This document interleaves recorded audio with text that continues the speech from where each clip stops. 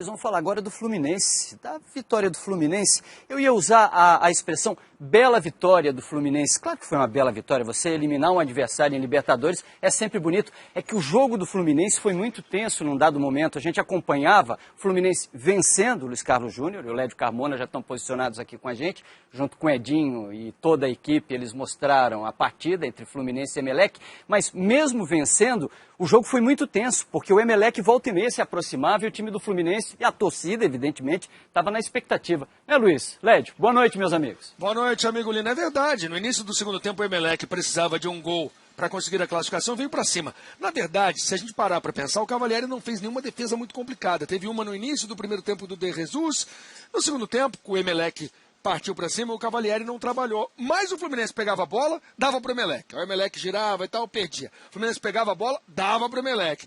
Então o jogo foi tenso, não, Lédio? Exatamente. Boa noite, Lino. Olha, na verdade o Fluminense não jogou bem, né? O Fluminense conseguiu cumprir a sua missão, foi uma vitória dramática, mas o Fluminense não tem jogado bem. Abel tenta passar uma mensagem de otimismo, uma mensagem positiva nas entrevistas, mas o time do Fluminense está devendo. Conseguiu cumprir sua missão, mas tem que ter sabedoria no resultado. A defesa mais difícil do Cavalieri foi a primeira do jogo. De Jesus bate, a bola sobe, ela pega na linha da pequena área e dá uma subida, atrapalhando um pouco o Cavalieri. Mas por que o De Jesus bateu? Porque o Fluminense errou uma das muitas saídas de bola no primeiro tempo e dava o contra-ataque ao time do Emelec. Não era criação do Emelec, era erro na saída de bola do Fluminense. Fluminense ansioso e nervoso no início do primeiro tempo, Lédio. Exatamente, muito ansioso, muito nervoso, cometendo erros que estão sendo frequentes, principalmente na saída de bola, passes rifados, ligações diretas. O Fluminense precisa melhorar isso para o jogo das quartas de final, seja contra o Tigre, seja contra o Olímpia. Em relação ao time do ano passado, Fred marcou de cabeça o gol que tirou o Fluminense do sufoco no primeiro tempo. Fred, sempre oportunista, sempre artilheiro, treinou 3 dias, veio para o jogo. Gol do Fluminense. Aí eu concordo muito com o Abel. Ele deve ter entrado em campo com 60% de condição de jogo, no máximo. E o Abel diz, ele muda o astral do time, ele dá peso, ele dá representatividade dentro de campo, ele assusta a defesa do adversário, e tudo isso aconteceu, ele foi decisivo. Mas como eu disse, em relação ao time do ano passado, o Fluminense não tem esse ano Deco. Teve muito pouco Deco no ano, e o Deco era o cara que botava a bola na grama e dava qualidade na saída de jogo do Fluminense. Exatamente. Além disso, não tem o mesmo posicionamento defensivo do Edinho e do Jean, o Wellington nem não vive uma boa fase, o time está patinando, está conseguindo ir à frente, mas tem patinado demais. É perigoso isso na Libertadores. No início do segundo tempo, o Emelec veio para cima até que o Achille deu essa unhada. Esse, na minha opinião, foi o lance decisivo do jogo. 31 minutos do segundo tempo. 31 do segundo tempo, a expulsão do Gabriel Achille, que deixa a marca no rosto do Wagner. Um pedaço ali do rosto do Wagner. Deixa a marca, a expulsão muito bem conduzida pelo árbitro, e esse lance definiu o jogo. Depois, 4 minutos depois, a expulsão do Pedro Quinones. Falta no Rainer. Exatamente. O Emelec já estava destroçado com a expulsão do Achille, aí mesmo ele abriu mão do jogo, não conseguiu mais se encontrar em campo, e o Fluminense finalmente entrou na zona de conforto, tirou o drama do placar. E aí, com 2 a mais em campo, o Fluminense trabalhou essa jogada. O Rainer se apresentou bem e achou o Carlinhos completamente livre. Na opinião do Edinho, o Carlinhos foi o melhor em campo. Concordo com o Edinho, o Carlinhos fez um grande jogo. Ofensivamente ele vive uma grande fase. Ele precisa melhorar um pouquinho as questões defensivas. Ele é um jogador que joga direto, voltado para o ataque, e hoje ele foi fundamental. Jogou muito bem, decidiu o jogo no final com o segundo gol. O Fred fez o primeiro, mas repito, eu acho que o que decidiu mesmo o jogo, que foi fundamental para o desequilíbrio da partida a favor do Fluminense, foi a expulsão do Gabriel Achille. Carlos Eduardo Lino, o Fluminense se classificou, mas com uma pitada grande de sofrimento, Lino. A gente ouviu o Abel Braga, ainda há pouco, já em entrevista coletiva. Queria que o Lédio falasse, ele acompanhou também a entrevista coletiva, e falasse sobre as observações do Abel durante a coletiva, Lédio. Pois é, o Abel, ele acha que o Fluminense, ele entende que o Fluminense fez um bom jogo. Eu não concordo, eu acho que o Fluminense errou demais, ele errou muito na saída de bola, teve problemas defensivos, ele não conseguiu trabalhar bem a bola na frente. E ele acha que o Wellington Nem fez um bom jogo, ganhou o apoio da torcida. Eu acho que o Wellington Nem, mais uma vez, acho que melhorou em relação ao clássico contra o Botafogo, mas continua devendo muito. Enfim, eu acho que o Abel passa uma imagem de otimismo. Ele tem o grupo sob controle, quer continuar com esse grupo sob controle, e eu acho que ele continuará. Mas eu acho que ele, no fundo, ele sabe que o Fluminense precisa mostrar algo a mais nessa Libertadores. está dando até agora na conta do chá. Foi dramático aqui na final da fase de grupos contra o Caracas, 1-0. Hoje, de novo, foi dramático. O Emelec, se fosse um time mais competente ofensivamente, poderia ter mexido um pouco com essa situação do Fluminense na Taça Libertadores, mas não foi assim. O Fluminense avança. O Fluminense é favorito, seja contra quem for na próxima fase, Olímpia ou Tigre. Mas coisas precisam melhorar. Cruzamento essa chave do Fluminense acabou sendo muito mais fácil do que o outro lado, né? Tecnicamente, o outro lado é mais fácil, é mais complicado, Lino. São os brasileiros, cruzamento lá. O Atlético Mineiro com Corinthians, São Paulo. Boca. Pode ter o Palmeiras no caminho do Atlético, tem o Corinthians, o Boca, tem o outro clássico argentino, Newell's e Vélez.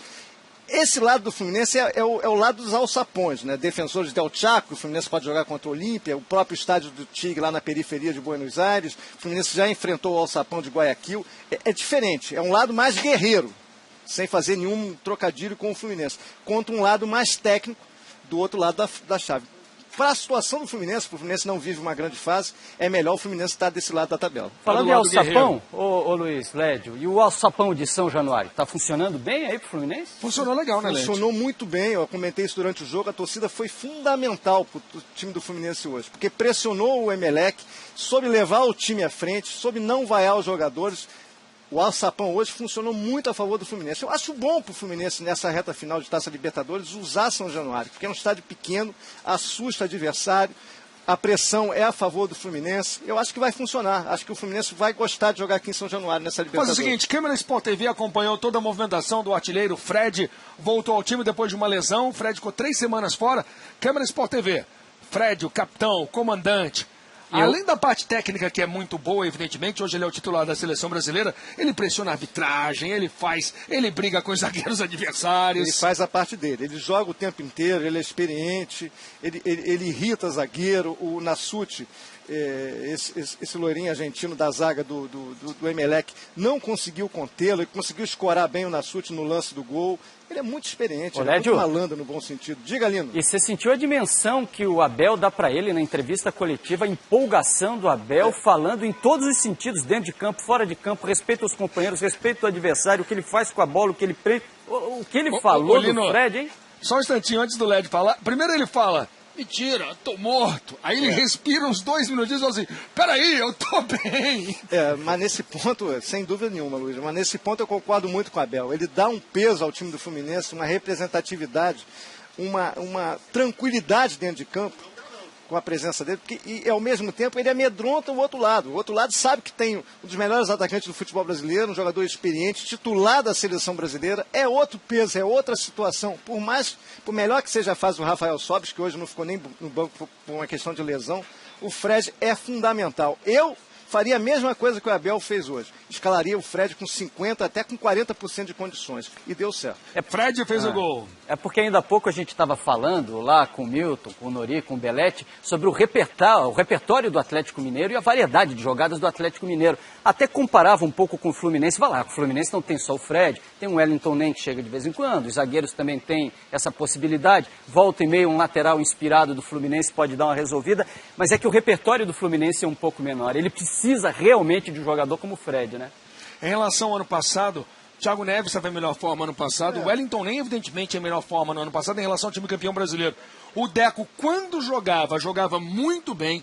O Deco não era uma presença frequente, mas toda vez ano passado que o Deco esteve em campo, esteve com grande categoria, então realmente o repertório diminuiu, Led. Diminuiu. O time do Atlético vive uma fase técnica melhor que a do Fluminense, mas o Fluminense assim mesmo conseguiu avançar e tem pelo menos 15 dias até os confrontos das quartas de final. A gente não tem a tabela, não sabe quando o Fluminense vai enfrentar Tigre ou Olímpia. Mas o Abel, sem campeonato estadual, tem 15 dias para treinar o time, ajustar, tentar melhorar o condicionamento físico e técnico desses jogadores todos. O Fluminense conseguiu cumprir sua missão. Agora tem tempo para se preparar, precisa melhorar. Mas eu acho que esse tempo vai ser precioso para o Fluminense. Se você pudesse escolher um adversário para a gente encerrar, se pudesse escolher um adversário para o Fluminense de Fred, Lédio Carmona, você escolheria o Tigre ou o Olímpia? Eu escolheria o Tigre. Eu acho que é um alçapão pior que o do Defensores del Chaco, é um estádio maior.